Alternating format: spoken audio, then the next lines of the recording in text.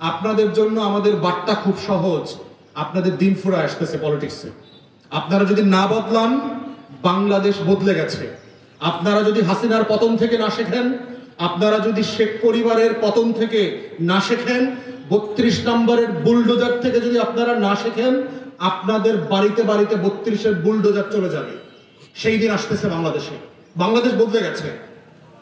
অতএব এই বাস্তবতায় তরুণদের যে আকাঙ্ক্ষা, দেয়ালে দেয়ালে তারা যে স্বপ্নের কথা লিখছে যে আমরা নতুন বাংলাদেশ চাই, আমরা বাংলাদেশ 2 চাই, আমরা রাজনৈতিক বন্দোবস্ত চাই, আমরা নতুন ভাবে দেশটাকে দেখতে চাই। কি লজ্জাজনক ব্যবস্থা হয়। যারা বিদেশে থাকেন, থেকেছেন, আপনারা জানবেন প্রত্যেকটা এয়ারপোর্টে বাংলাদেশ নাম শুনলে, পাসপোর্ট দেখলে কুকুর বিড়ালের থেকেও কম সম্মান দেওয়া হয় আপনাদেরকে। আপনারা যারা যান নাই বিদেশে, আপনারা তো মনে করেন যে এমন দেশটি কোথাও খুঁজে পাবে না। তুমি আপনাদেরকে শিখাইছে না, গান শুনাইছে না আপনাদেরকে? এই দেশ নিয়ে লজ্জিত হওয়া ছাড়া বিদেশে কোনো অবস্থা নাই আপনাদের।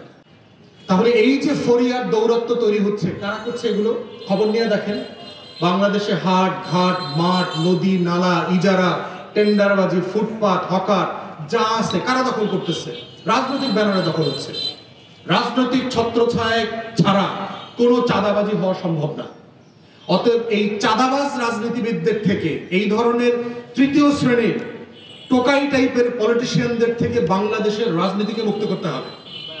এই টোকাই শ্রেণীর পলিটিশিয়ানরা হচ্ছে নিজে শুধু বাড়িগাড়ির মালিক হবে, রাষ্ট্রকে সে বাড়িগাড়ির মালিক হতে দেবে না, জনগণকে সে বাড়িগাড়ির মালিক হতে দেবে না।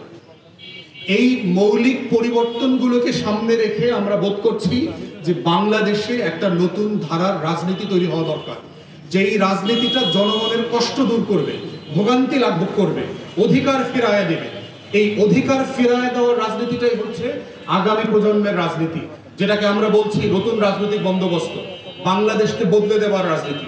এই রাজনীতি ছাড়া বাংলাদেশের মানুষের, নেত্রকোনাবাসী অথবা অন্য কারো ভাগ্য পরিবর্তনের কোনো বিকল্প জায়গা নাই।